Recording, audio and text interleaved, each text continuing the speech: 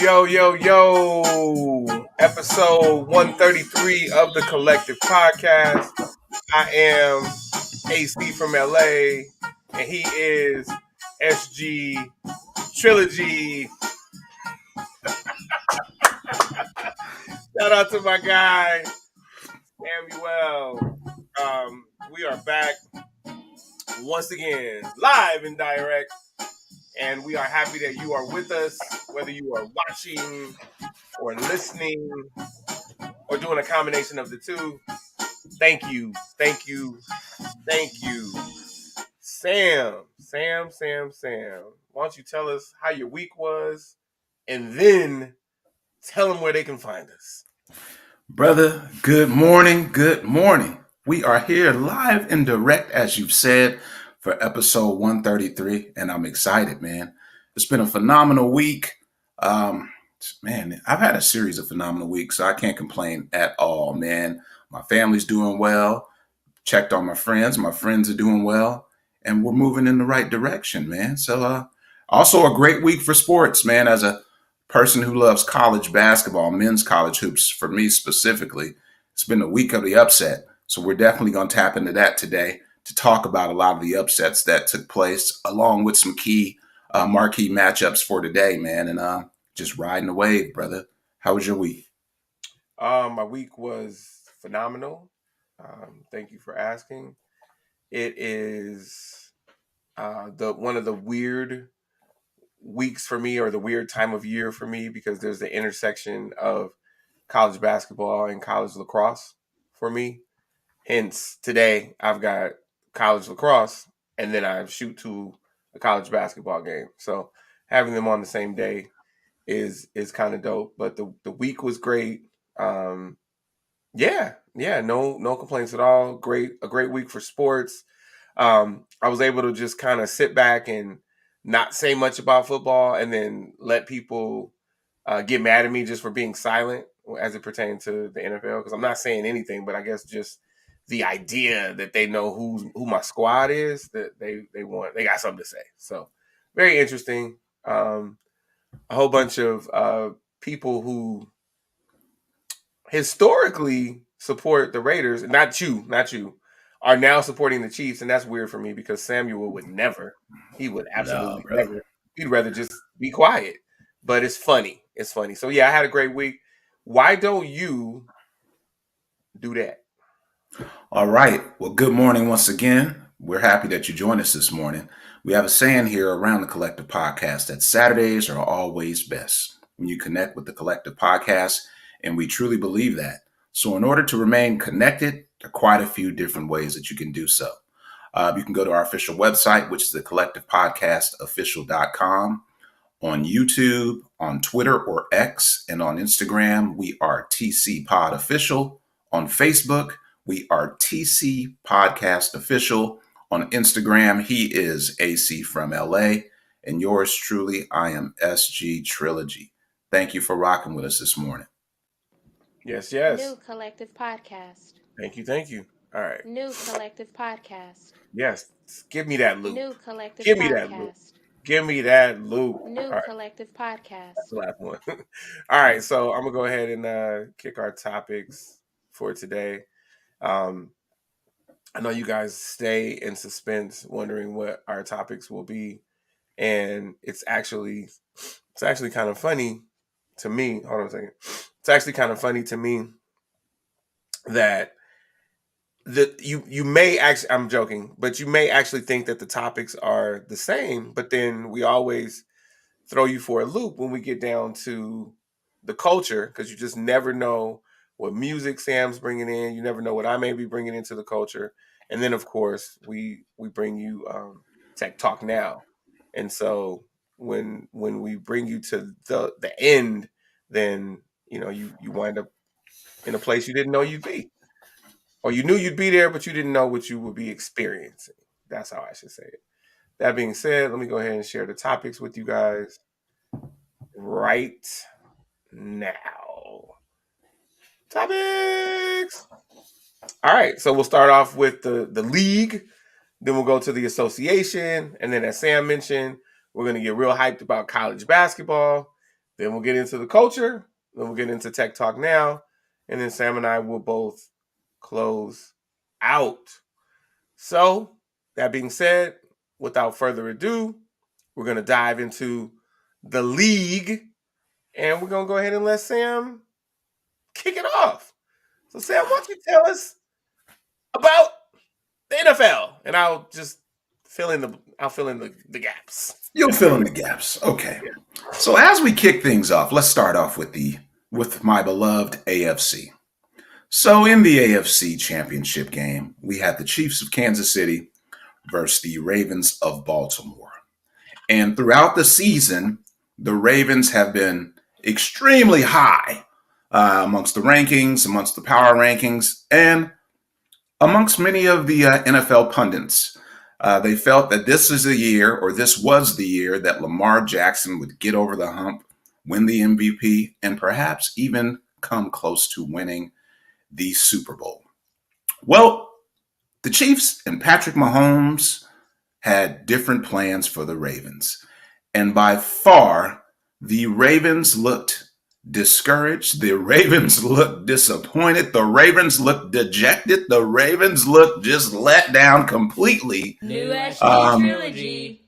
Just looking at their body language, looking at their speed, looking at their lack of composure. And so that game ended up being a 17-10 victory for the Kansas City Chiefs. I didn't expect it. And I was actually hoping that the Ravens would fare well against the Chiefs. But the Chiefs are going to do what the Chiefs do.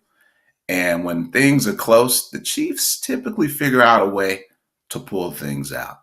And that is exactly what happened. So, Lamar, maybe you will win the MVP. Who knows? NFL honors is coming up not too long, I think this upcoming week. And so, maybe you'll win the MVP, but hopefully you've already booked your vacation because it's a wrap for the Ravens. You have anything to chime in with as it pertains to the AFC? Yeah. I mean, it seemed kind of familiar. Listen, I did feel Kansas City would win, but it was more so about, I just feel like people, and I'm not talking about Sam, I feel like people can't decide how they feel about Lamar Jackson. On the one hand, they say, oh, he's not delivering when it counts. And then it's like, he beat us, so let's give him that. He and his team beat us. And no, I can't take anything from that. It looked like it was going to be much of the same when you go to the early part of that game where we tackle Lamar Jackson in the end zone for its safety. But it was Brock Purdy's worst game, and it was bad for the 49ers. And then we wound up losing by 14. Now, I told Sam after that game, I was very encouraged, and I said, now I know we're going to win the Super Bowl because that's the AFC's best. And they had a perfect game, and we had our worst game, and they beat us by 14. So that's what I told Sam. And so the interesting thing about it is when you go into that Christmas Day loss and you feel encouraged, then you know you may have something. But after that, it's like, who's the MVP? Is it first of all, I'm glad that we shut the Tua talk up quite some time ago. But then it became, is it Lamar? Is it Brock Purdy? And then Dak was still in the discussion, right? Who? But Dak. I'm just kidding. I'm sorry. That was wrong. That was wrong. I'm sorry. I know the Cowboys stopped playing like a month ago, but back like a month ago, he was still in the discussion. And then even Christian McCaffrey. But so at some point, they started saying the presumptive MVP, his new name was the presumptive MVP, Lamar Jackson. And I'm like, well, what? Y'all got insiders? Like, what happened? You already know the vote? And if you do, then just call him the MVP. So it became weird. And it was like, Lamar Jackson is the savior and Brock Purdy is trash. And I know that we're talking AFC and NFC, so I'm going to stay with the AFC. My whole thing was, I want Lamar Jackson to win. Not necessarily win a football game, but just win, right? Because when you talk about football games, whoever won that AFC game was going to play the winner of the NFC game, right? So again, I wasn't cheering for anyone. and then you have two black quarterbacks in the game. So it was a lot.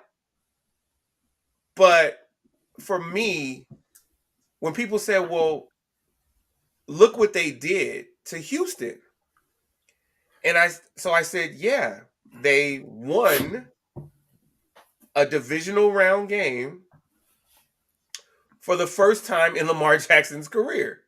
So let's take one step at a time. That's the biggest win in his career. Why are you expecting him to do it 2 weeks in a row?" And I was just being realistic. And then when they started talking about my guy, I was like, well, he won that same game 2 years in a row. So he's 2 for 2. Why are we throwing this guy away? And it's like, it is tough because it's a white quarterback, it's a black quarterback. But anyway, then I said, also Patrick Mahomes is on the field. So just remember that. And so I was not surprised. I also made sure that I didn't cheer one way or another. But I did actually leave that AFC game very encouraged if the 49ers won. But if Detroit won, I definitely felt like Kansas City will put hands on Detroit. So that's what I have for the AFC game. I was not surprised. I do feel like Lamar Jackson should be celebrated for winning the divisional round game. And I feel like it was unreasonable for people to expect him to have 2 big playoff wins in a row when he had 0 in his whole career going into last weekend. Okay, fair enough. Expectations. Fair enough. All right. So now let's shift over to the NFC, where you had the 49ers of San Francisco, or 49ers of the Bay Area. Let's just say That's what that. we're doing? That's what we're, oh, you said the Bay Area. Okay. I thought you There were. we go. The All right. 49ers of the Bay Area against the Lions of Detroit. Well, they're in Pontiac, so yeah, there you go. There you go. Well, of the Detroit area, there we go. The thing that stands out for me is Dan Campbell, Lions head coach Dan Campbell. He would make for a great Pop Warner coach, make for a great college coach, because he is really crafty and tricky, but sometimes his inability to make the logical decision for me is interesting. So if you guys don't know, stat wise, the Lions, when they are faced with fourth down, more than 50% of the time they will go for it on fourth down as opposed to kicking, punting, going for a field goal. And so there were two questionable series in which he decides we're going to go for it and we're going to flex our muscle, but yet their muscles were met with more muscle and therefore it didn't work. And that at the end of the game was the game because he decided to go for it. The Lions did the same thing against the Cowboys, where they could have conceivably won that game against the Cowboys that went into extra or overtime.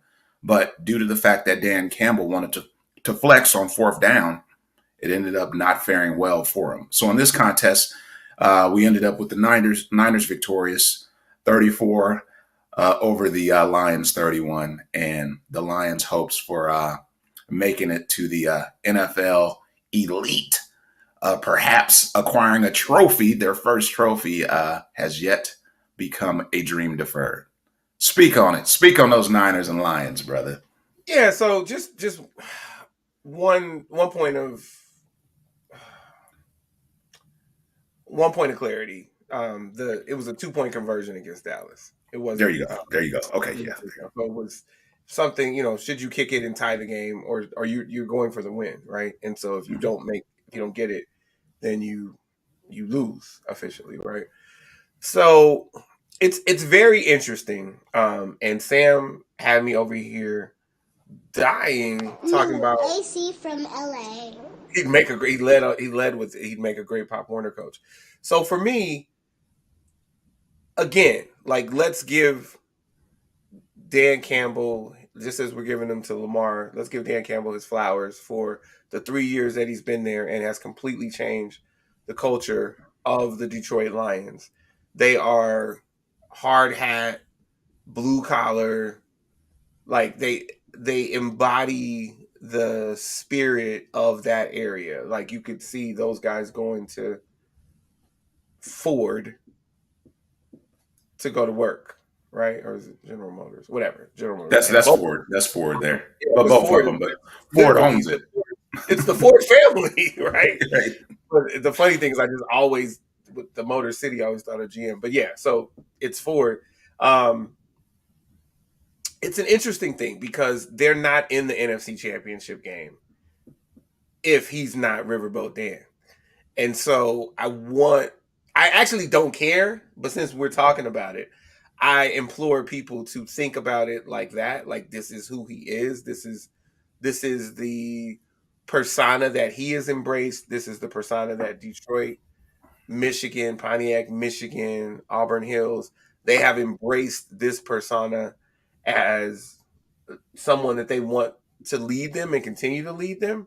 And so it wasn't surprising. Also, it wasn't like the Cowboys game in that it was a 2-point conversion where you're going for the win or the loss as opposed to going for the tie. This was 2 fourth down attempts. And by the way, there were 3 of them. And so let's give him all of his due, right? If we're gonna throw down on him, then let's make sure that we big up him. So the third one they got, right? So the third one they did actually score to cut the lead to 3.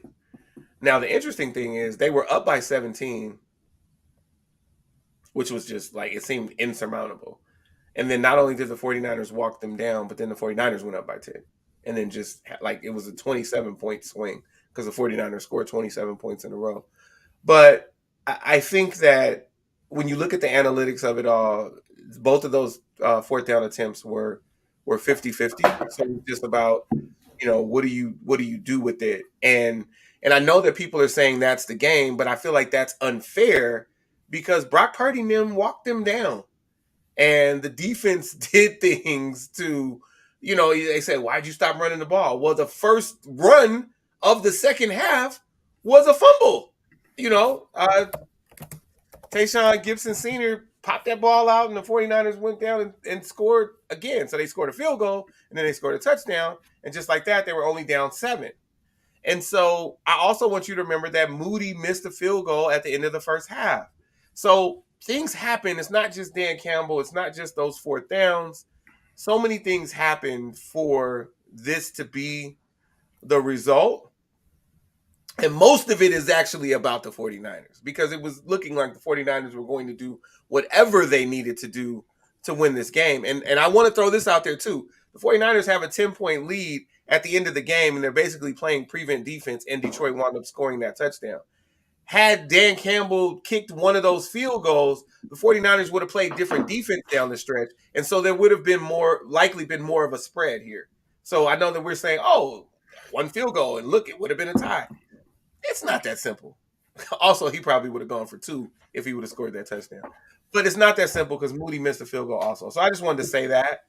But the other thing that I want to point out now that Sam has said Kansas City wins close games, and they did win a close game against us in the Super Bowl 4 years ago. In the Shanahan era, the 49ers did not win close games that they trailed in the fourth quarter.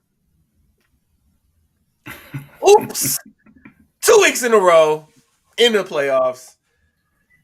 Yeah, so it's a different story now. It's a different outlook. I think Steve Wilkes is going to show you guys his mettle. He obviously did it in the second half, but he's going to show you, what he's got planned for Kansas City. And I believe that by and large, the better team will win. And the 49ers are the better team. And if you don't believe me, just look at the line. The 49ers are still favored. So just throwing that out there. In case you didn't know, the Super Bowl is next Sunday at 3:30 p.m. Pacific, 4:30 p.m. Mountain, 5:30 p.m. Central, 6:30 p.m. Eastern. And the Chiefs will be considered the home team, and the 49ers be the road team. What you got, brother? On GP, as it goes back to what you said, you've seen other members of the AFC or AFC fandom who now are rooting against the Niners. It's no way on this earth that I could root for Kansas City to win a Super Bowl at the home of the Raiders. So it is no that for me is blasphemy. Like, huh? Why would you, as a Raiders fan, why would you root for the Kansas City Chiefs to beat the Niners? You Yeah, hear that, Thomas Crash Murphy? yeah, I couldn't do it. From the Bay, you hate the 49ers because you from the Bay. I get it. Well, not from the Bay. You moved to the Bay. You from Pasadena. You moved to the Bay, started hating the 49ers. I get it. We talked that whole thing about you guys are at Paradise, Nevada now because you shooting at me talking about Santa Clara, all of that. That's fine. We embrace the Bay. But Sam makes a great point, Raider fan Murphy. This is at Allegiant Stadium. So you want Kansas City to hang a banner there in the Super Bowl ring, the Super Bowl ring of honor at Allegiant Stadium? Yeah, You want a negative. Kansas City Chiefs Nah. banner up there? Mm-mm. No. Yeah, bro. Come On on, now. GP, I can't do it on GP. I need All right, brother. Yeah, So there we go. We know we have the Chiefs of Kansas City versus the Niners of San Fran in the big game, brother. So yeah. what do you? I know that you are a Niners fan. Are you predicting it's going to be a close game? Are you predicting it's going to be a blowout either way? What are your thoughts? Or do you steer far from any of that? Well, first of all, it wouldn't be either way. It definitely wouldn't be a Kansas City blowout. So let's stop the silliness. I think that we've seen that when both teams are at their best, one team is the 49ers are absolutely better than Kansas City. So, and I think that the 49ers have shown up when it counted. And I don't think that the Chiefs have another magic trick in them.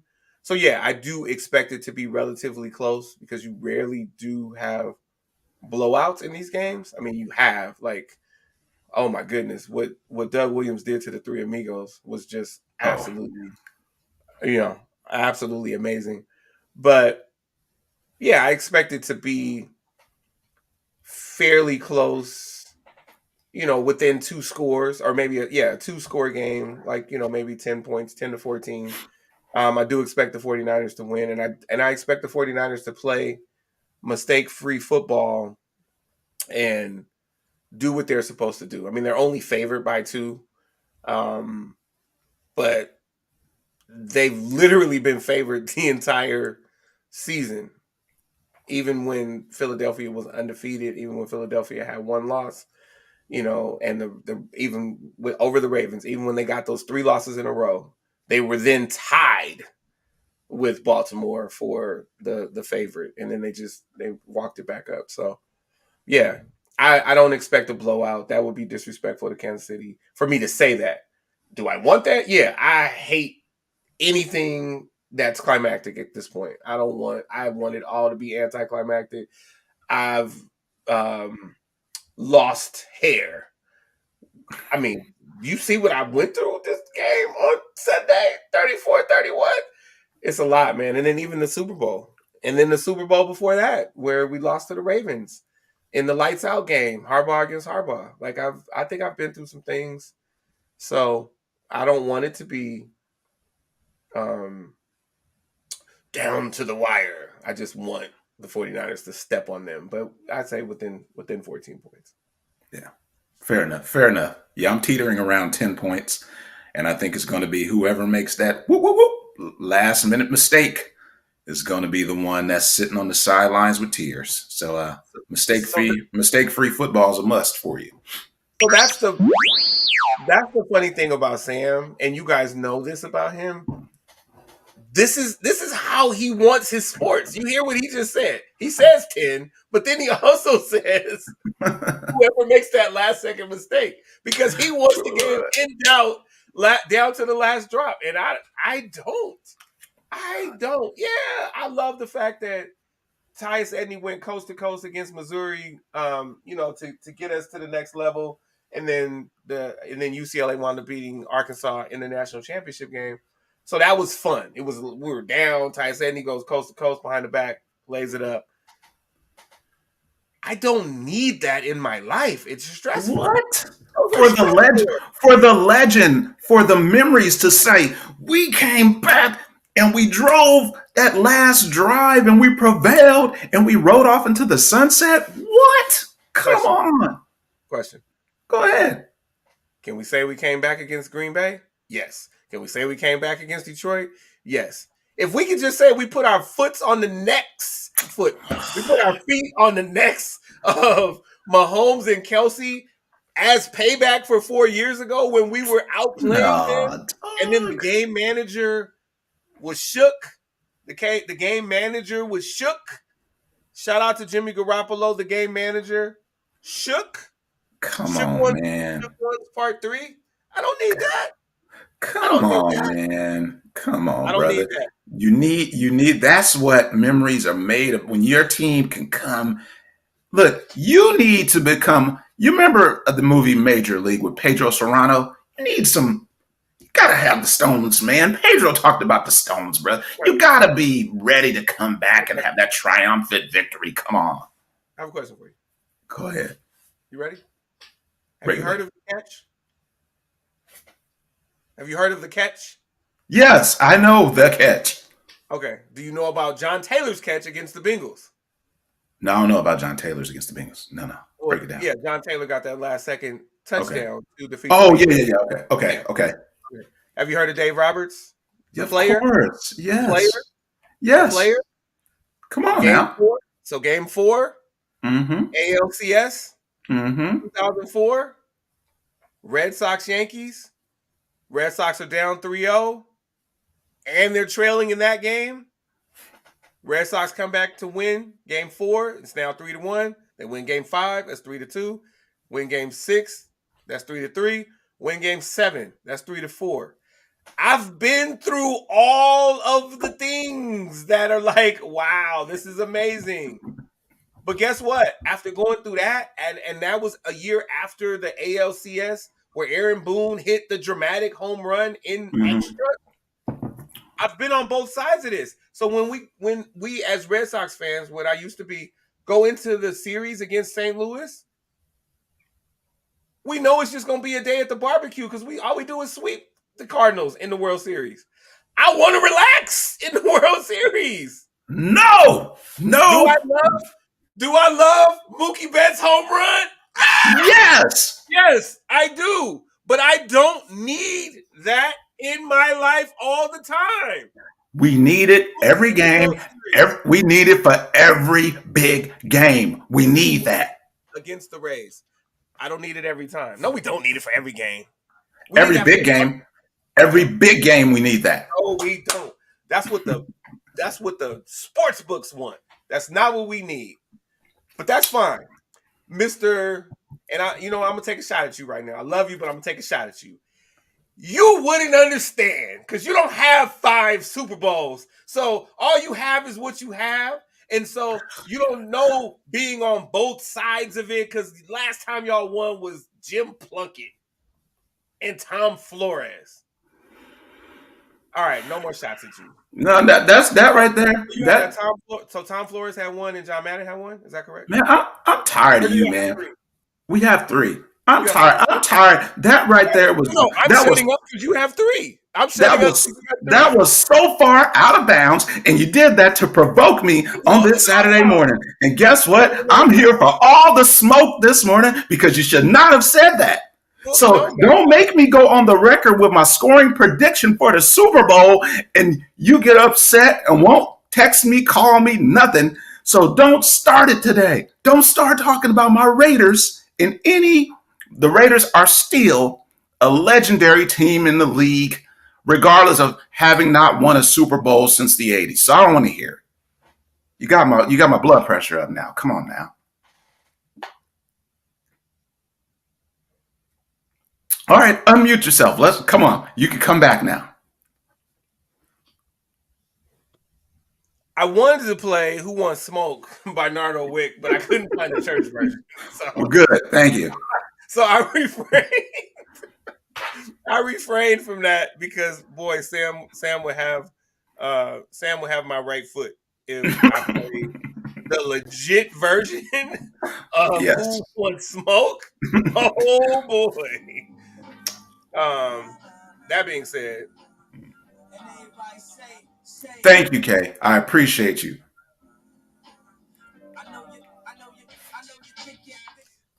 Southside.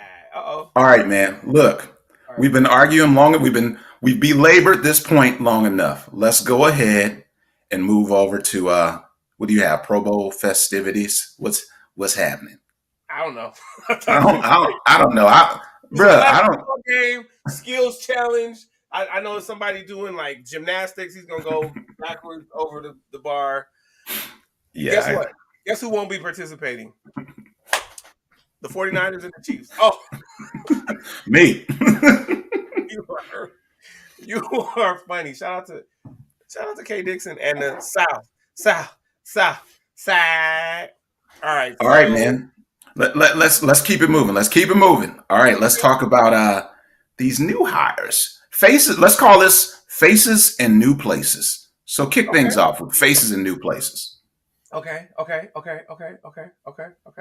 So New AC from LA. the Titans of Nashville, Tennessee. See, I'm just Area. staying in line with what you're doing. Yes. Slash Houston Oilers have hired the former Cincinnati Bengals offensive coordinator Brian Callahan as their head coach. It is.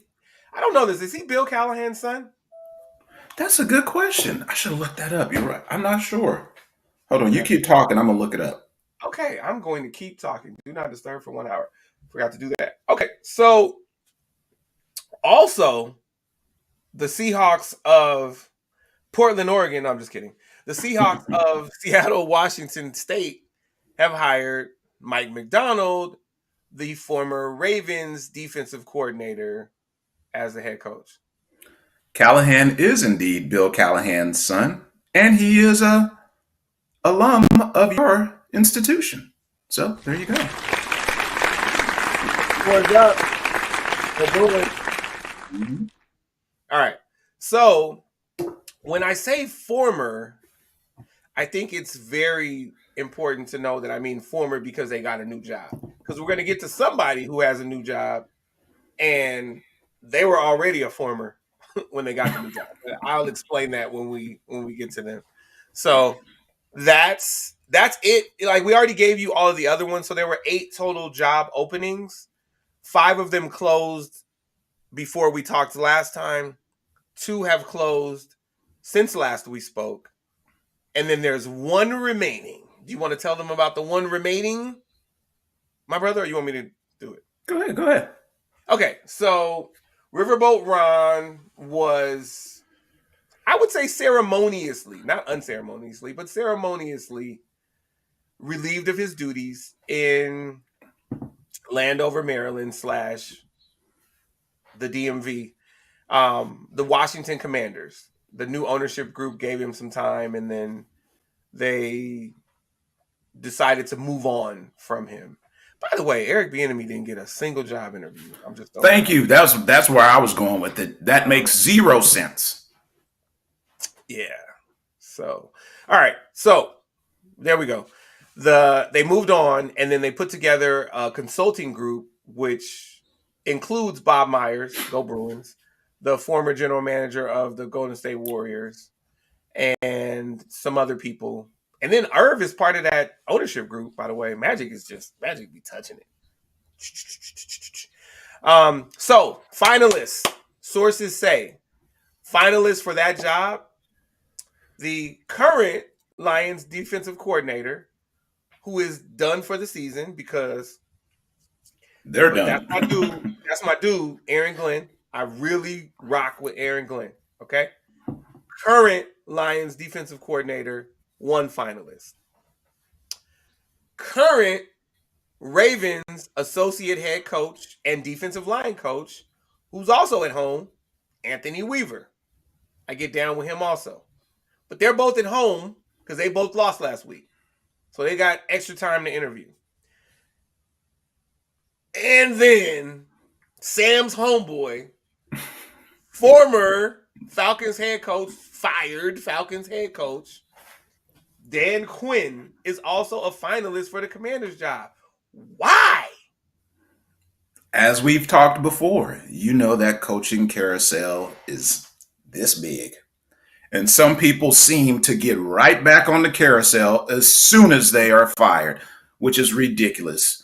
Dan Quinn did absolutely nothing for the Falcons. Falcons did not get better at all throughout the season, so I don't understand it. New SG trilogy. And that's really the thing. Like, I'm very confused by it, but it keeps happening. Now, here's the interesting thing. What we can say is that we did have 5 jobs that didn't go to retreads this time. Right. So, yeah, fortunately. I mean, 7 jobs. So we are like all the jobs are people, because the crazy thing is we have someone, and I keep forgetting his name, but he was fired midseason last year, and he was fired midseason this year. Why did he get another chance this year? It's not like, see, here's the difference. He got fired for ineptitude. He didn't get fired because Doc Rivers came to town. So that's very different, right? Because I'm saying it's going to be very different for Coach Griffin. It's going to be very different in the NBA. He should be in all of the discussions, upcoming discussions for people who move on from people, right? But this guy got fired for ineptitude, and then he got fired for ineptitude again. And it's like, so he should just be done because he is capital I. And I don't mean Illinois Illini. I mean inept. So there's that. So Commanders finalists, Aaron Glenn, Anthony Weaver, Dan, I lost my lunch, Quinn. All right? Cool. There it is. All right. So then we should go on to the association, and that's your bucket because I'm still protesting.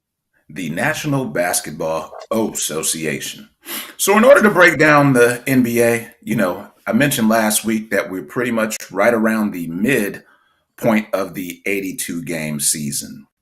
As opposed to just giving you a comprehensive, long, drawn-out rundown, I wanted to hit the power rankings.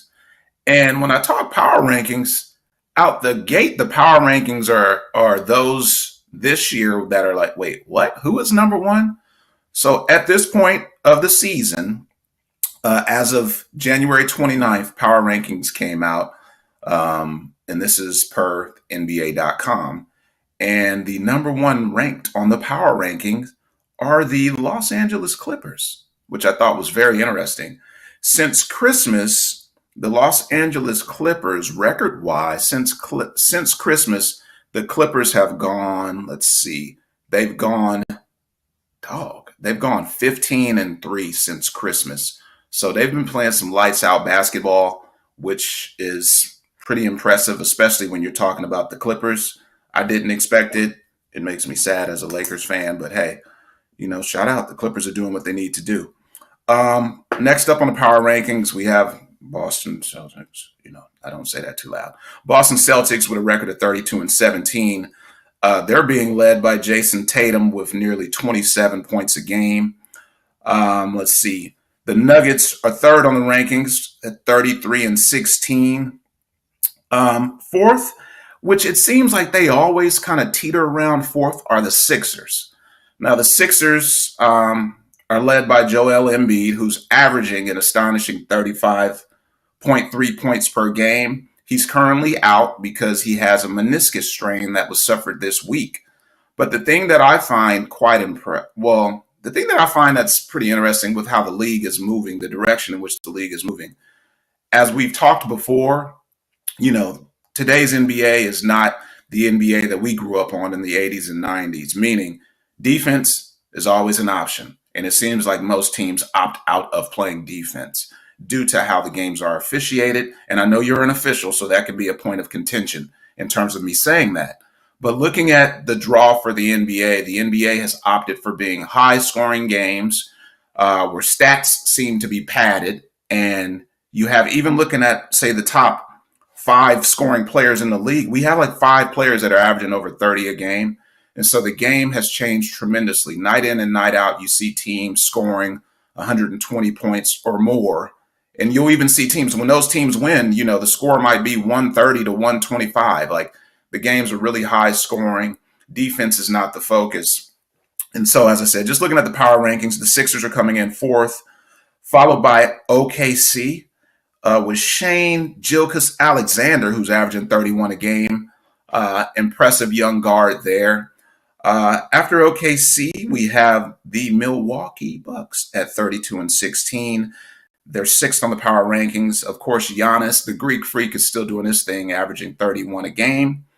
And then the one that we've seen, Minneapolis, Minnesota, the Timberwolves. A lot of young guys on the team. Talked about last week with Karl Anthony Towns having a 60-point plus outing.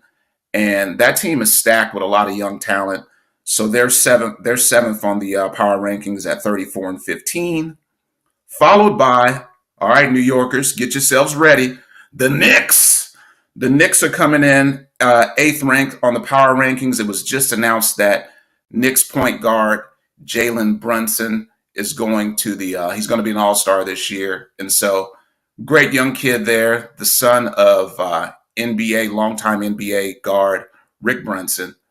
He's going to be an all-star. And the Mavericks really dropped the ball letting him get out of Dallas, because that kid is on the rise. Good, confident basketball player, but more than that, his basketball IQ is high, so he pretty much plays mistake-free basketball, doesn't turn the ball over much. Next to Phoenix is ninth on the power rankings. In Phoenix, for me, they'll have spurts where they look great, but then they still look kind of average. They're stacked with Devin Booker, of course, with Kevin Durant, but the Suns. And we'll close out the power rankings with the 10th ranked team as the Cleveland Cavaliers at 30 and 16. So shout out as we look at the top 10 power rankings in the league. Noticeable teams that are not on there, of course, the Lakers, because the Lakers aren't a consistent team, although the Lakers did manage to go into Boston this week and beat the Celtics without Bron or AD, which was impressive because we were able to see Austin Reeves and the supporting cast put something together and let the Celtics have it. You're still on mute. So does that mean that they can trade both of them and then we get better? It means that in one person's case, Father Time is undefeated. In the other person's case, I don't know what to say. AD, get some rest, big fella. Did he have an eyelash injury again? Man, I think he had a high paper cut strain this week. Oh boy, that high paper cut strain can be something. And it was on his shooting hand, so there you go. That dude with his paper cuts, got to take it back to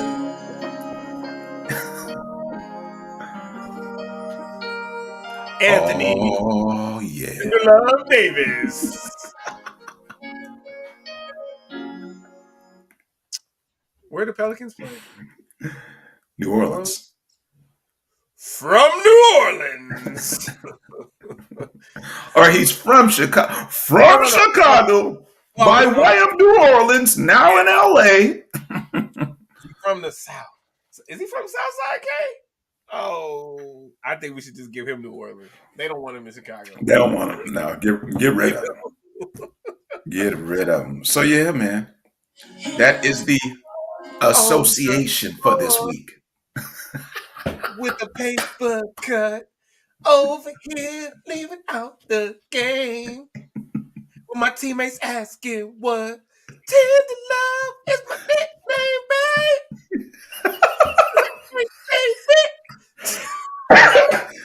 Oh, the falsetto was classic, bro. Hey, oh gosh. Influenced by the Dream, influenced by Chris Brown. I could bring it every now and again. That bro got the falsetto. So listen, make sure as you walk out your door today, you're looking around, man. You might be standing at your door like, what was that you was talking about, bro?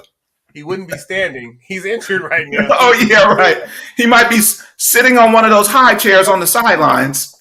He's scooting. Woo! We back. AC from LA, ladies and gentlemen. We ain't even been nowhere, but we. Oh gosh. All right, brother. Let's go, man. Let's go. What? LA. New Oh, SG yeah. Trilogy. All right, so let's get to it, cause ain't nothing to it but to do it. I wanted to do it. Yeah, I'm gonna do it with the graphic. All right, so we're gonna get into women's hoops, women's college basketball. Bang bang. All right, so start off with the top 25. Carolina stood tall after the big win over Louisiana State last week. They stayed number 1. UCLA had a tough week last week. So on Monday, they lost to Utah, and then later in the league, ranked to Utah, but then later in the week, they lost to Washington State. So tough week. UCLA dropped from 2 to 7. Kansas State came in and was like, hey, we'll take the number 2 spot. So they moved up 2 spots to number 2. Iowa moved up to number 3. Stanford moved up to number 4. NC State moved up to number 5.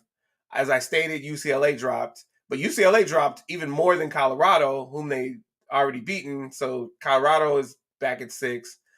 Ohio State, the Ohio State University, moved up 4 spots to number 8. Louisiana State stood still at number 9 after the loss to South Carolina. And then Indiana moved up to number 10. If you look at the top 25, there were only 3 teams that didn't move last week. South Carolina, Louisiana State, and Baylor. And let me tell you this. Kansas State lost, Iowa lost, Stanford lost all this week. Stanford lost to the University of Southern California. Not a fan. I think I've heard of them. They are number 15.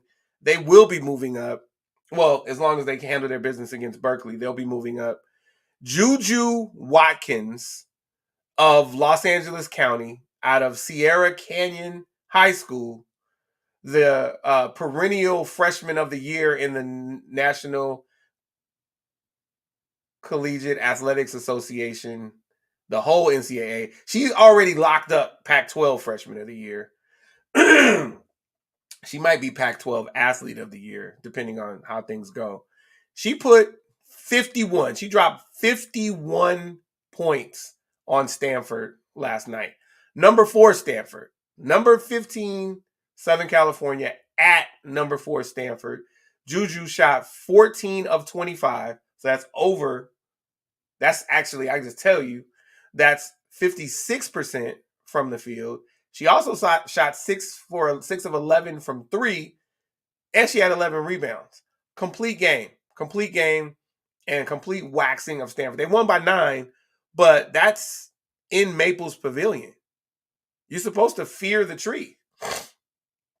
Juju doesn't know about all of that. She's like, I just show up and play basketball in front of a packed crowd. And so that's what she and her team did. They put hands on Stanford. UCLA handled Berkeley, which they were supposed to. Now UCLA will play Stanford tomorrow. So this could be one of the few times in Pac-12 history where Stanford loses 2 games in a weekend. They've never lost to UCLA and USC in the same week. That's actually never happened before. And so now it could happen. And just as UCLA did when it dropped to 5 before, if UCLA gets this win against Stanford, they could be right back up to number 2 again after taking a week off. And that's just how things work at times. Finishing it out, Texas, UConn was on a run, and then they lost to Notre Dame in their building when they were celebrating all of those championships. Texas dropped. Like I said, Baylor stood still. Notre Dame only moved up 1 with the win over UConn. SC dropped because they got swept last week. Louisville moved up. Vatech moved up. Oregon State moved up 7. They were number 25. Now they're all the way up to 18. The Zags dropped. Utah dropped. Listen, Utah can on a good night, on a great night, Utah can beat anybody in the country. maybe except for South Carolina. And I say anybody but South Carolina because they literally beat number 2 UCLA. So UCLA has been the second best team in the country the entire season, and South Carolina just looks different. So they may not lose. They may go undefeated. But Utah is going to be scary for whomever they face because you just never know who's going to show up for them, which team will show up. Syracuse, Creighton, shout out to Creighton for the Big East. West Virginia, North Carolina. North Carolina almost beat NC State this week, but didn't. And so, oh well. And then Princeton. So I mentioned Stanford losing to SC. I mentioned Kansas State losing to Oklahoma. Iowa lost this week. LSU also lost this week. LSU lost to Mississippi State on Monday. So LSU is likely going to drop. I said Oklahoma beat Kansas State. Iowa got a big win. Indiana, UConn, Creighton. So your movement will be up top because I told you who all lost up there. And then Colorado won a close one against Washington State. So we'll see how things shake out. The Pac-12 plays Friday and Sunday, so they'll be back tomorrow. And we'll see what happens with UCLA and Stanford. And if SC holds on against Berkeley, then SC will move up again. And we'll see what happens. But yeah, it's really a really exciting time for women's hoops. And I know that everyone knows who Caitlin Clark is. And there's a lot of hype around her. And I just want to say this, and I don't normally step up and say anything about any UConn players, but I feel like there is sheer and utter disrespect for so many players that came before Caitlin Clark, who is still playing, by the way. This is the same argument that I've had for LeBron for the last 10 years. They're talking about GOAT this and GOAT that. She got 0 rings. And that's important because so many people have rings, right? Cheryl Swoop at Texas Tech, right? Now, Lisa didn't get any rings, but she's not better than Lisa. Like, stop this. And then we can go to sick-ass Brianna Stewart. You know, she got all 4 there, right? Like, let's just stop this. And I don't normally say anything about UConn. Diana Taurasi, like, let's stop this craziness. Dawn Staley was the most outstanding player of the Final Four and didn't win. This is the GOAT? Caitlin Clark, Juju Watkins, Caitlin Clark. Juju Watkins has the capability to potentially. However, I don't want her to win any championships because she's on the wrong school. But, like, let's stop this nonsense. Celebrate Caitlin Clark, but you don't have to compare her to anyone. Just say she's having a great run. But guess what? I'm just going to throw this at you. She wouldn't be the first one if this happened. She wouldn't be the first one to have a lot of hype and then go to the WNBA and just dissipate. So, like, we don't even know what her game translates to there, even though it's Indiana with the number 1 pick. And I'm sure that Aaliyah Boston will big up her, but they're already on the rise without her. So don't just say that she came in and changed the culture because that won't be possible. I'm sorry. I'm a smile now. But you also have to realize a couple of things, bro. So we're in a society now in which every conversation is always based, well, who's the GOAT? Who's the GOAT? Who's the GOAT? And I always, when it comes to that argument, I always say, why don't we shift what that sounds like and ask the question, who is the best of this era? Because saying a person's the GOAT, that for me, like when so many people are like, well, LeBron is the GOAT or Jordan's the GOAT or whomever's the GOAT, I'm like, okay, so the 50 or 45 years plus basketball before I was even born, that negates any of that. And I get it. The game has changed. Now everyone will say, well, now the players are bigger, stronger, and faster. So does that mean that Wilt Chamberlain should be, all of his accomplishments should be diminished because of the fact he's not playing in the modern day NBA? That for me, man, that's a tough one.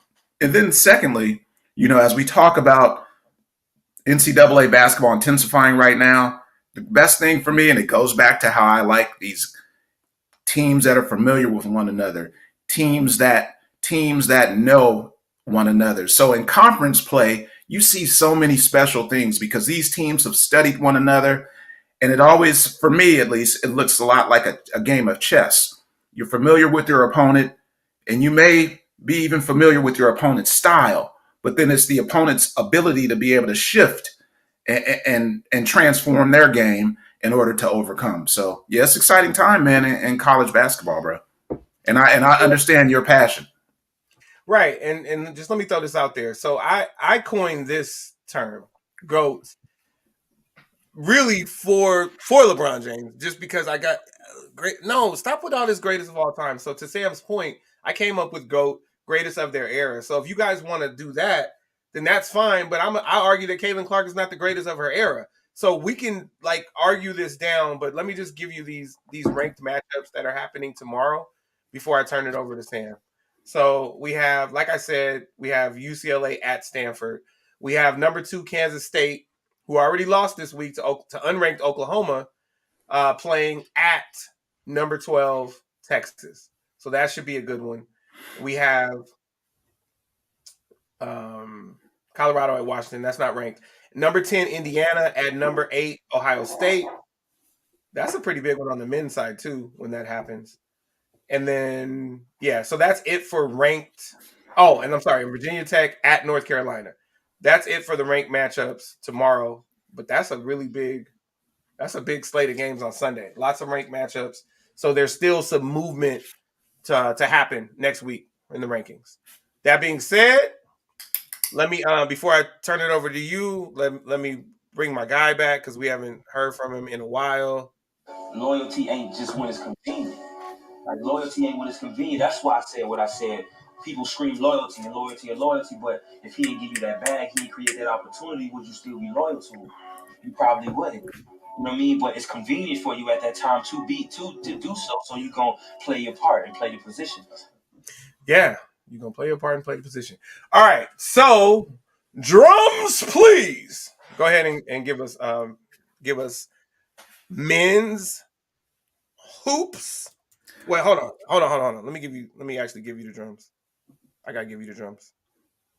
Drums, please. All right. Give us men's hoops, brother. All right. As we enter the world of men's college basketball, there was not much movement as it pertains to the top 25, at least for the top 5 teams in the men's top 25. We tipped things off with UConn ranked number 1 with a record of 19-2. Big ups to the Big East. Coach Dan Hurley has UConn, the defending champs, playing very, very well at this stage of the game as they are deep in the midst of conference play. But as you can see, Purdue is right on their heels, ranked second with a record of 20-2. There is going to be some movement this upcoming week. Coming into the week, North Carolina was ranked 3rd, but I'll talk momentarily about their week and the upset that ensued. Houston's coming in 4th. And then to close out the top 5 was Tennessee coming in 5th with a record of 15-5. There's also going to be some movement for Tennessee. Now, as we get into the other aspects of the top 25, there was some movement. Wisconsin has moved up in the Big Ten. They've moved up 7 spots to the 6th ranking in the nation. Duke moved up 5 spots. And Duke is always that team where they might not be the top dog, but they're always going to be relatively close. So Duke's moved up 5 spots, and they're ranked 7th. Kansas dropped a spot to number 8. Another Big East team, Marquette, has moved up 5 spots to the number 9th position, and Kentucky closes out the top 10 as they've dropped 4 spots. You can see the remainder of the list there. I won't go through all of those, but once again, back-to-back weeks, the theme for this week was upset. And when I say upset, I'm talking primarily within the top 10 rankings upsets. So ranking upsets that stand out. Number 3, University of North Carolina went into Georgia Tech, and Georgia Tech was able to handle them 74-73 final. All the Tech Yellow Jackets fandom stormed the court. You would have thought it was for the national championship. But, teams gear up for those teams from Tobacco Road, when you speak of North Carolina and Duke, teams usually really get up high for them, and their fandoms get up even higher. So that was one of the big upsets this week. Let's see, another top 10 upset. Number 5, Tennessee, was defeated by an unranked South Carolina 63-59. We had University of Florida, those Florida Gators, went into Kentucky, and they derailed the Kentucky Wildcats, who were ranked 10th, 94-91 final. And then to close out top 10 upsets, an unranked Nebraska went into Wisconsin, and they defeated the number 6 Wisconsin Badgers 80-72. So a lot of movement amongst the top 10 for this upcoming week, as you see the top 10 defeats or top 10 upsets. A couple of key matchups for today. It's a great day for college basketball. Number 1, UConn Huskies against St. John's. UConn is led by senior point guard grad student Tristan Newton, averaging 16 a game, and that should be a really good game. Coach Rick Pitino has St. John's playing pretty well. They're unranked, but I think that's going to be a close game. And the Johnnies are typically that team that they might not be ranked, but real gutsy type of team. A lot of New York kids on that team, and they usually fight until the very end. So that should be a good game. Let's see, number 4, Houston at number 8, Kansas. Houston's led by a phenom point guard in LJ Cryer, who's averaging 15 a game. So look out for LJ Cryer. We have number 7, Duke. This is a Tobacco Road battle. Number 7, Duke at number 3, North Carolina. And that game is always a dandy, looking at long-time rivalries. A great game there. We'll have number 12, Iowa State at number 18, Baylor. And then we close out top 10 play today with number 5, Tennessee at number 10, Kentucky. As mentioned, Tennessee had a tough loss this week, but I'm looking to see Tennessee recover from that loss. And Kentucky had a tough loss within that same vein, so we'll see who's able to recover from said losses and handle their business today. And that's this week's men's college basketball. All right. Thank you for that, my brother. We definitely appreciate you breaking us down. Have they found the SS Minnow and the UCLA men's team, or are they still not quite yet? Okay. What I will say before we on that point, what I will say about UCLA men's basketball, Coach Cronin, that team has a lot of young talent. They haven't figured out how to put it together consistently, but I really think next season, because this season has gotten away from them, I really think that next season UCLA is going to build off of what they have currently, because they do have some good pieces. They have some pieces to build around, but they just haven't figured out how to do that consistently just yet. So shout out to the Bruins. I watch them closely, and I have not given up on Bruins nor Coach Cronin. Go ahead. So, quick question for you. You said a lot of young talent, and you look forward to good things next season. So let me ask you a question. Going into the Green Bay Dallas game, who did you think you would have said that about following that game? Lots of young pieces and good pieces, and wait until next year. I'm just asking. I'm asking for a friend. Who would you have said that about going into the game? I'm not doing that, man. I'm not. It's a question. No. But your questions, you like to get tricky with these questions where you know what you like to bait me into answering questions. And right now I'm saying I'm not doing that, man. I was talking specifically about UCLA Bruins men's basketball, since this is our basketball segment, and I'm not going there with you. Can we see your gnome one more time? No, we're not even doing that. Your gnome applause. No, because we've already moved on. Do you have a Seton Hall gnome? No, I don't have a Seton Hall. Yeah, I don't have a Seton Hall. I have some Seton Hall gear all over the place, but no jerseys and stuff. I watched the end of a Seton Hall game this week. They lost a close one. I don't remember who they were playing, but they did lose a Yeah, close one. last week was the tough week. This week was they blew out DePaul by 30 this week. But last week we had a tough back to back week where we were really really close. But you know how it is. Closeness only matters when you're playing horseshoes. And so yeah, it's yeah. Seton Hall's gonna be. I think they're gonna be all right. Shout out to Coach Shaheen Holloway, man. So listen, we were Hmm. both raised here, and Hmm. I never played horseshoes, but I imagine that we got this saying from the people who raised us. So Hmm. mine, I got something similar to Sam's. Mine was a little more violent than Sam. Sam just uses horseshoes. Mine was this, and this is from my grandfather and then my dad. So my paternal side, close only counts in hand grenades and horseshoes, and I guess that's because my grandfather was in the war. But because if you think about it, horseshoes, you're close, but hand grenades, like, it don't have to be a direct hit. Hmm. Yeah, that's what I learned at an early age. Close only counts in hand grenades and horseshoes.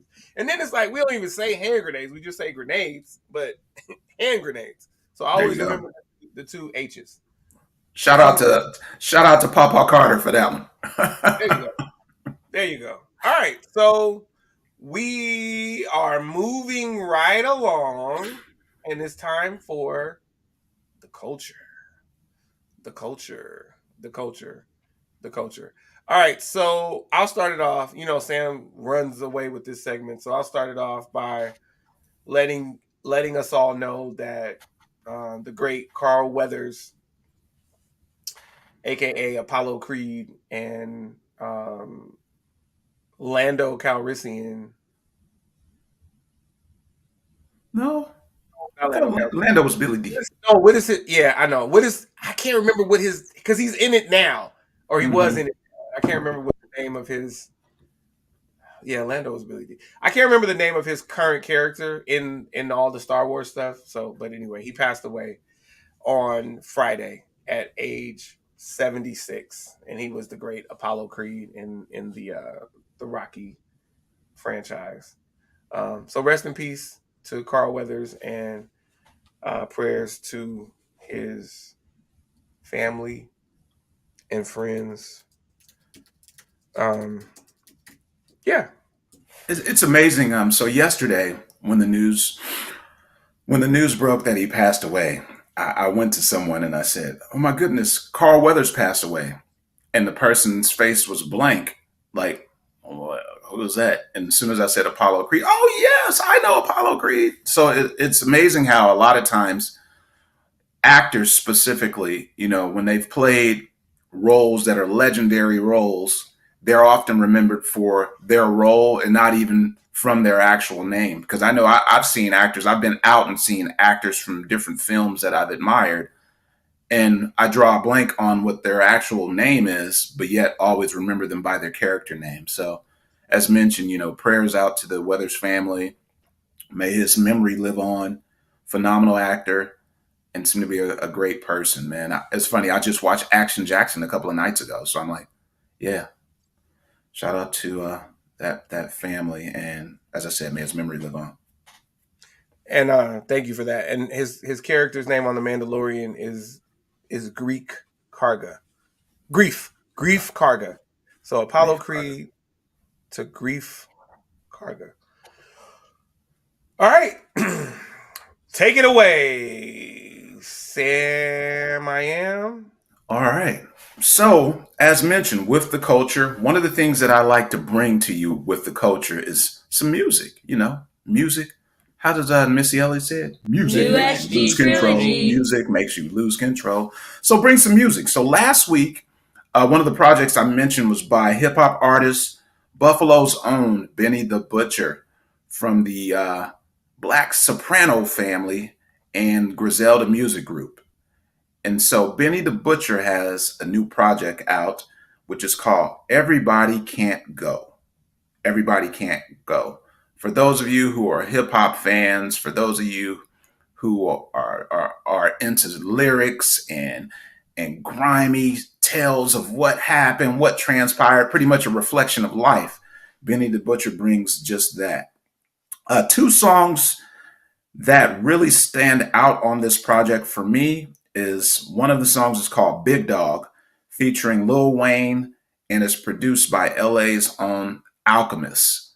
So that is that record there by far is talking about being a big dog, and then the rhyme scheme of said record talks about various types of dogs, and is real creative how both Benny and Lil Wayne put it together over a melodic beat from The Alchemist, who's one of my favorite producers. And he's an MC, but yeah, in this realm, he's producing this song. And then the second song that really stands out is called One Foot In, and it talks about having 1 foot in the game, 1 foot in your hustle. And that song is Benny the Butcher featuring Stove God Cooks. He's another, he's on a lot of different projects with the Griselda Music Group as well. So yeah, those two songs off of this project, I'd say if you're into Benny the Butcher, if you like Griselda, if you're a hip hop fan, I'd say check out Big Dog with Benny the Butcher featuring Lil Wayne, produced by Alchemist. And then check out 1 Foot In, Benny the Butcher featuring Stove God Cooks. All right, now in a completely separate direction, I've mentioned in the past my love for R&B. I absolutely love R&B. If you know me, if you've ever ridden in the car with me, most likely we're doing a little carpool karaoke because I'm jamming on some R&B. So that's what I do. This project is by an artist named Samaria. Samaria. I'm hoping I'm doing her name justice, but it reads like Samaria, or perhaps it's Samaria. She has a project. It's an R&B soul fusion project, and it's called Even Paradise Reigns. The title in itself, Even Paradise Reigns. Two songs that really, really take that project for me to the next level that I've had on repeat. One of them is called Three Rings, and the second song from that project is called Forevermore. Samaria by far is an amazing artist. It sounds like her music is very, very creative, and I'm looking forward to seeing her perform in person at some point because she has a project that is absolutely amazing. So for those of you that enjoy R&B and soul, I would pick up this Even Paradise Reigns project, which is on all streaming platforms. AC, well, I see you had your hand up. You say I'm too quick to die on heels, and I agree. I'll sit with it, I'm so afraid. Listen, y'all, that's Three Rings. I haven't even gotten to Forevermore yet, but I'm already in love with Samaria, just from Three Rings. Like the lead in, and then when she dropped the vocals, like it's amazing. And I don't think Sam misses on this. I think that some of us, I just got a text from someone from afar saying, where did Sam find a church version of Benny the Butcher, Everybody Can't Go? And so, Sam, where did you find a church version? Or did you not find a church version and you just listen with tender ears when you're listening to Brother, that version is from the streets. That one has no church in it. That's straight street hip hop raw. Yeah, so no church version there. Yeah, so Samaria, Even Paradise Reigns. I'm looking forward to listening to that project as I venture through LA County today and then make it back to San Bernardino County. I've got lacrosse at UCLA, and then I've got college basketball in Lancaster. So big day. All right, man. I will look. I'm going to forewarn you with that project. Listening to that, Even Paradise Reigns, it's going to have you reflecting. It might even have you in your feelings. You know, you have that special someone that's close to you. You're gonna start thinking about that person, man. So that project it's legit, bro. It is legit. Trust me. I appreciate that. It's gonna have me reflecting. It's gonna have me in a sentimental mood or something. Yeah. Well, let's shout out this guy. New SG Trilogy. Shout out to Sam. All right, so we're gonna move on to tech talk now. I guess my mouse is not doing what I needed to do. So today Today on Tech Talk Now, well, first of all, let's do the lead in because Sam would have a fit. This is Tech Talk Now.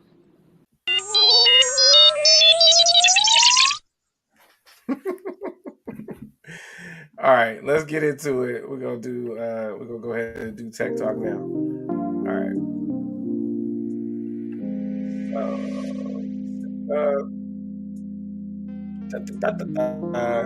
All right, so digital assistants, convenience versus privacy. Welcome to Tech Talk Now. I'm your host, AC from LA. Today, we're diving deep into the world of digital assistants and the growing concerns surrounding privacy. Are these AI companions really worth the trade-off?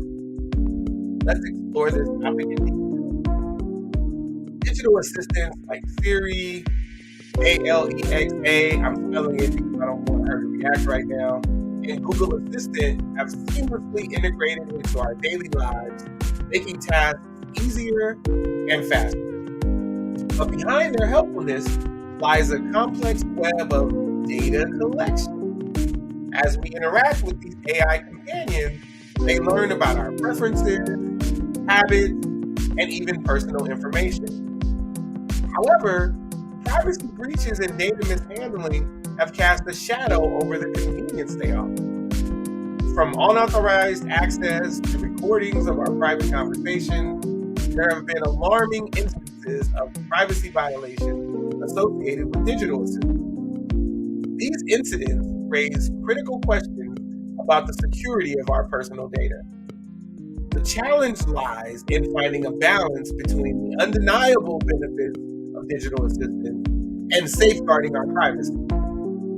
Tech companies are taking steps to address these concerns, introducing features like improved data encryption, user-controlled data deletion, and enhanced consent processes. Users also play a pivotal role in protecting their own privacy. Understanding the settings and permissions of your digital assistant device is essential. Turning off unnecessary data sharing features and regularly reviewing your digital assistant's activity can minimize exposure to privacy risks.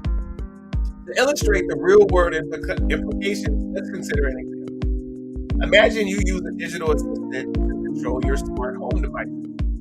While it's convenient to adjust the thermostat or light with a voice command, it also means your assistant knows when you're home or away. The data collected can be valuable to advertisers, and I'm all for that because I come from the advertising world, raising questions about who has access to this information. As technology advances, the capabilities of digital assistants will expand further. In the future, they may become even more integrated into our daily routines, from managing smart homes to assisting with medical tasks. Ensuring these advancements prioritize user privacy will be crucial. Ethical considerations play a significant role in the development and deployment of digital assistants. Tech companies need to establish ethical guidelines for data usage, transparency, and user consent. Ensuring that AI systems are designed to respect user privacy should be a priority. Governments worldwide are recognizing the importance of protecting user privacy. We've seen the introduction of data privacy laws like GDPR and CCPA, which hold companies accountable for how they handle user data. These regulations are steps in the right direction, but require continuous monitoring and enforcement. Ultimately, it's essential for users to make informed decisions when using digital assistants. Review privacy policies, consider the trade-offs, and adjust settings to align with your company. Empowering users to have control over their data is a crucial step toward preserving privacy. In closing, while digital assistants offer undeniable convenience, it's equally important to be vigilant about safeguarding our privacy. As users, we must stay informed, make informed choices, and hold tech companies accountable for the responsible handling of our data. Join us as we continue to explore the delicate balance between convenience and privacy in the world of AI companions. This has been another episode of Tech Talk Now, Digital Assistance and Privacy from the Collective Podcast. Thank you for watching.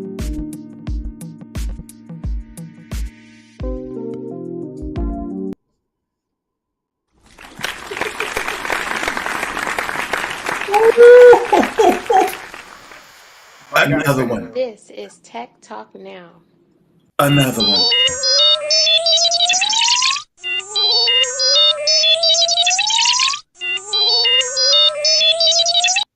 Yeah. Woo. Yeah, bro. That's yeah, bro. So the interesting thing for me is from LA. I believe in digital assistants, and I mostly use Siri on all of my devices, including my Apple TVs, but then Kayla's got two Echoes, and I have the thermostat hooked up to the Echo, which is Alexa. So we talk a lot to Siri and also talk to Alexa. And, and I don't have a smart home, but I have a lot of smart devices throughout my home, which makes it a pseudo smart home. And so I use digital assistants quite a bit for a lot of things. But again, I am vigilant about protecting my information. And I think that by and large, Apple does a really good job of staying vigilant as a tech company. But still, I just implore everybody to, not only protect your peace, but protect your privacy in every way, shape, or form. That's good, man. You did a phenomenal job, brother. Phenomenal. I know I always say this, so it sounds like I'm queued up to say it, but I really find so much value, and I always go back, like after you do deliver this, because it isn't pre-rehearsed, folks. It's not like I know what he's going to talk about, or even if I have a one-liner, I don't know the direction. So to hear you really deliver Tech Talk Now with so much conviction and an understanding of the importance of it, man, it's impressive, and it helps me. Like you give me the Cliff's Notes version, and then I'm able to take that and build upon it and do some additional research. So I appreciate you, brother, for Tech Talk Now. That was an idea that seemed like it came from just, wait a minute, I can really do something with this. Yeah. And so yeah, keep up the phenomenal job with Tech Talk Now, man. Thank you, brother. Great work. Great work. Yeah, I appreciate that. I absolutely appreciate that. Let's actually play it one more time because Sam gets really excited. Let's see Sam get excited. Sam, get excited for the people. Tech Talk Now.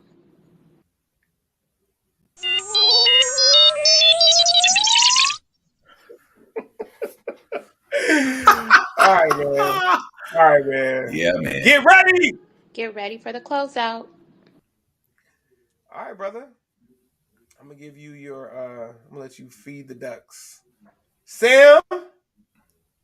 Well, first of all, tell them where they can find us, and then all right, and then close out. So let me pull up. See, by now they should know where they can find us. They definitely should know. Okay. We should be connected with them. But for those of you that do not know where you can find us, here you go. You can go to our official website at thecollectivepodcastofficial.com, on YouTube, on X or Twitter, and on IG. We are TC Pod Official. We ask that you go to our YouTube official channel and subscribe, and tell a friend to tell a friend. They'll have a great experience joining us here on the Collective Podcast. On Facebook, we are TC Podcast Official. On Instagram, he is AC from LA. And yours truly, I am SG Trilogy. There you go. All right. Thank you. All right. Well, as I said, let's get ready for the closeout. Sam, close out. All right. So this week's closeout for me is not complex. It's relatively simple. As we look at our lives in this current environment, we have phones and tablets and so many things that stimulate our minds and our thoughts, which is great. But one thing we can't remember is the importance of taking some time to remove yourself from all of your devices. take some time to be quiet. Take some time to have quiet time so that you can reflect, you can strategize, you can allow yourself to rest, and you can build from that. But unless you take some time to have some quiet time, you'll never get to that place. Don't feel that you have to be everything for everyone. And so I encourage you all, take some quiet time. If it's a day, if it's an hour, if it's 30 minutes, find your spot to take some quiet time. And when you take quiet time, that is you investing in yourself. So that's it for my closeout, brother. All right. Well, thank you for that, sir. We absolutely appreciate that from you. And so I guess I'll go ahead and close out now. So here we go. Here we go, yeah. Here we go, yeah. What's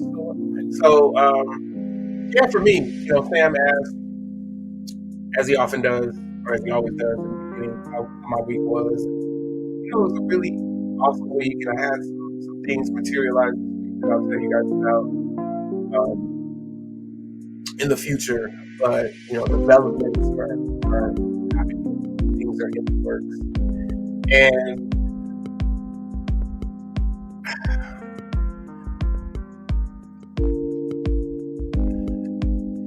I'm losing my words just because I'm getting choked up about family. So family is really important, right? And when you wind up in a situation where you're maybe engaged with someone and then you're not, you have a child and they already had a child, and they remain part of your family even if you're not living together.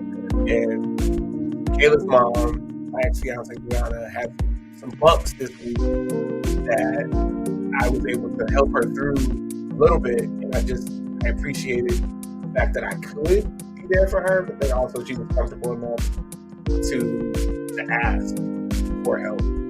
And it's really important to, and now I'm moving on from that, I just wanted to say that it's really important, as I always say, to love on your people. Let your loved ones know that you love them and receive the love from them, and protect your peace at all costs. Like, that is really, really, really important. Like, I'm not moving off of that. Protect your peace at all costs. My daughter is the absolute light of my life, Kayla. She just makes me smile every time that I see her, every time that I talk to her. She has an alarm. It's Alexa. She has her alarm in her room that goes off. It is Olaf, and he says, hands down, this is the best day of my life. So Kayla just texted me while Sam was talking, saying that she was watching a YouTube video, and the clip was there from Olaf saying, hands down, this is the best day of my life. She sent me that text just because, we know that alarm makes us laugh, and she just decided to share that moment with me. So shout out to Kayla.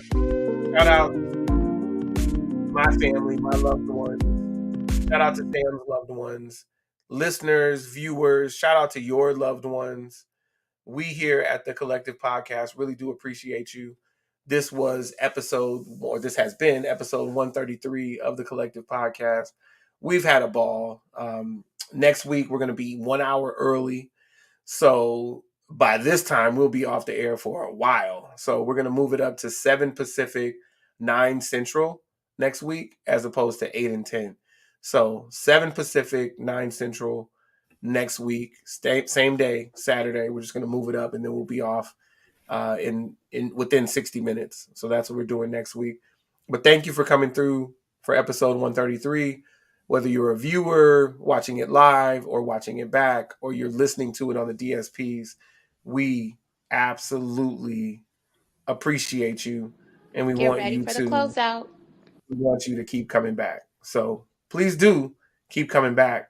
Sam, I thought you did a phenomenal job today. I'm honored to have you here on a weekly basis, and I just wanted to give you a round of applause. Thank you, brother. Thank you, brother. Thank you. Yeah, no doubt. All right, man. So people, Thanks for coming through. We're going to sign off like we always do. Like we always do about this time. Episode 133 of the Collective Podcast. We out of here. Always bounce the pot.